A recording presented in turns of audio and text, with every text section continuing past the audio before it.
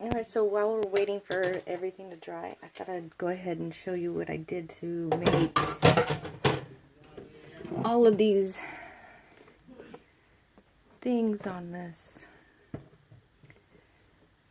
box that I made. I used, right now I'm going to show you my Keepsake Big Shot.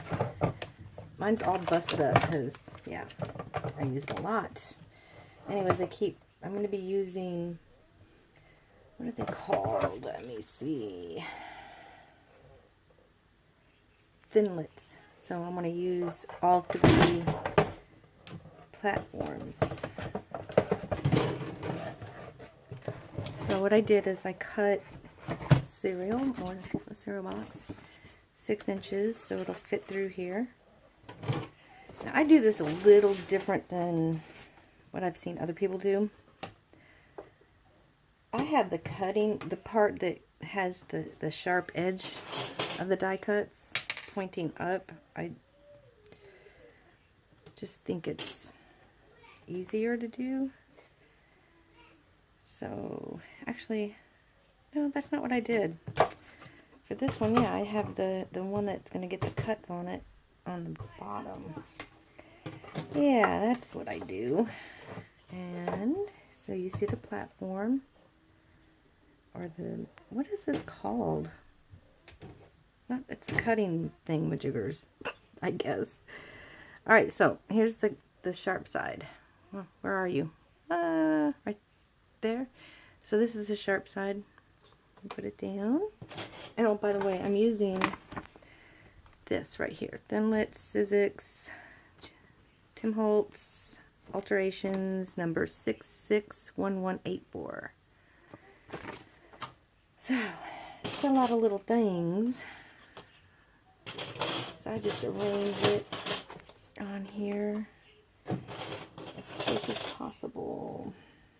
I like this one too. It's like a border. I think I'll put the border on first, just for the heck of it.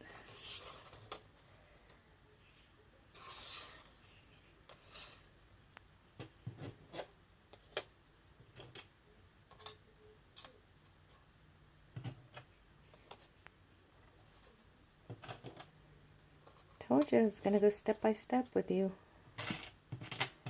Make sure you have the part that's the sharp part is pointing down. And you arrange them where they're not going to interfere with each other's cutting abilities.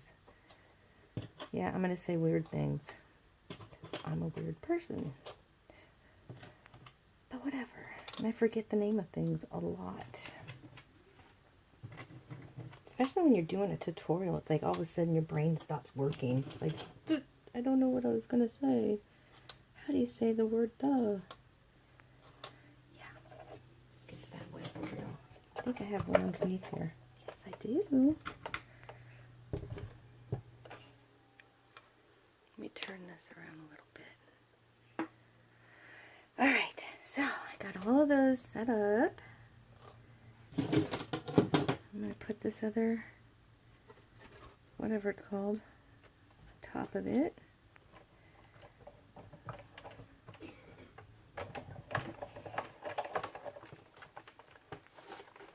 And I'm going to crank it.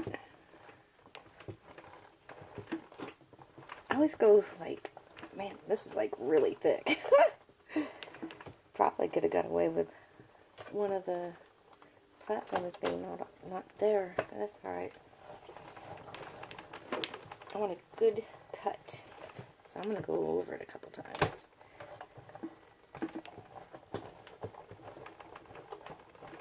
Like a puppy scratch.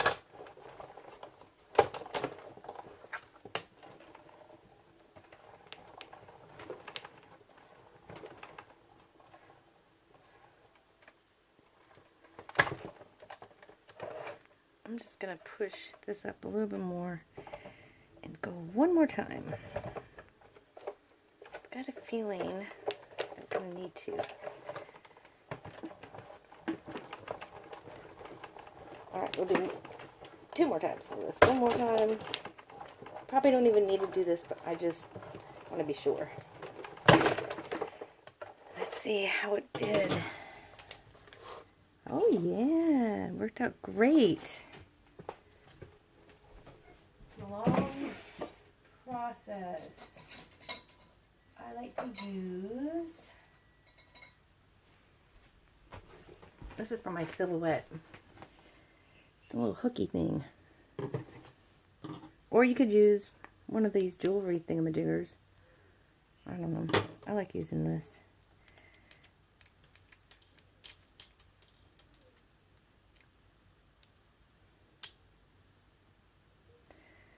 See? It's gonna be cute. So I'm not gonna bore you and go through all of this. See, I will take these out and explain this part.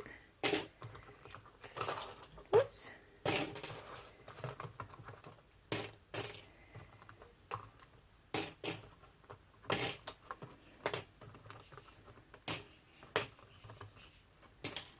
What I do with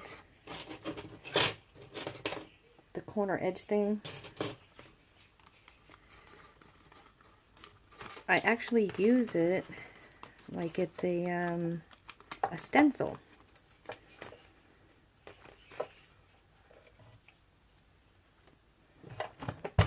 And I'll explain that too. So I go through here and I'll get all of this stuff off. I might use it as a stencil. Actually, you know what? I think I'm just gonna use it the way it is and just put it on there like that. So yeah, scratch what I said. I'm not gonna use it as a stencil this time.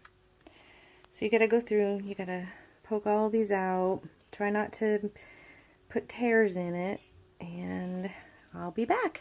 I'm gonna make a bunch of these, so because I want this one like a whole bunch. Actually, I'll show you the other thing I'm gonna use. All that to the side. I'll get to that off camera. The next thing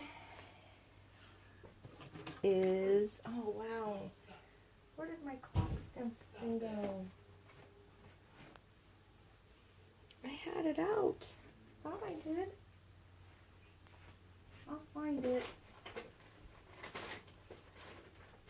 But for now, I'll just show you how I'm gonna do these I have a big clock one. I swear, where did I put it? But anyway, it's big like this, and it'll be in the description box.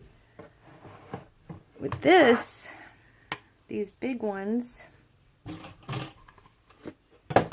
this platform thing, it'll tell you what to use it for. Like this one's for thinlets and triplets and framelets. This one is for clearlets and bosslets, sizzlets, inklets and textures, and folding textures. And this one is for the embossing folders, stuff like that. See, we don't actually have to use these for the big ones. The big ones, this is when I use it a little bit different. I put that part down, and let me cut one of these things to size. Really quick.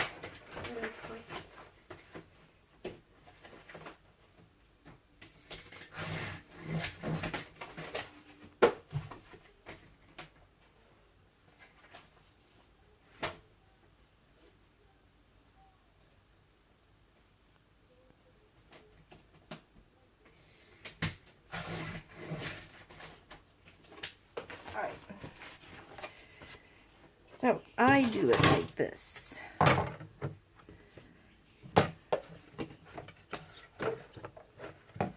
And then I put the cutting plate on the top. You can do it either way, but just make sure you got the sharp edge on the one that you're going to use to cut. This generally goes pretty easy. Usually cuts pretty good. I'm going to go through it a couple times.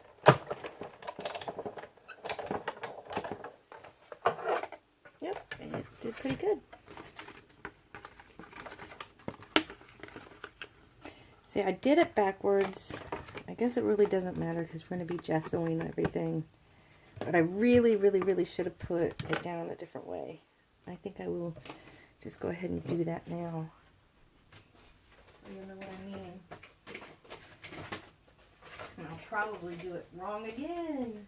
That's okay.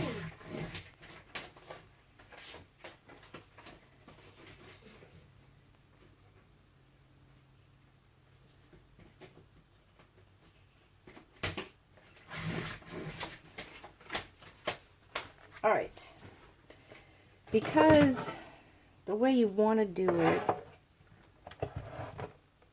is when you cut into this, it's going to make like a, it gives it texture, I guess is the only way I can explain it. So you kind of, yeah, you want to make sure that the side that you want showing up front is going to be like that.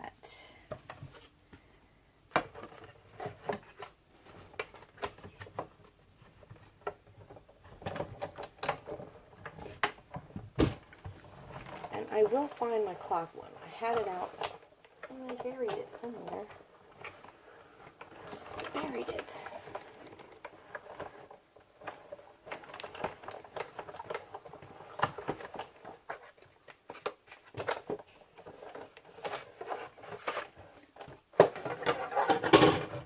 Yeah, that's what I wanted. There, yeah. Now the texture's on the right side. Going to be super cute. So there's that, and I'm going to do another one because I want to have two of these things right here. I just want one. Alright, so I will be back after I find the clock one.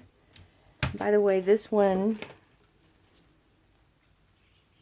it's called Tim Holtz Alterations Hardware Findings. That's what it's called. And I will look for the clock one and I'll be back. I'm going to make a whole bunch more of these little cogs and things. And I'll be busy getting them ready. It's really fun.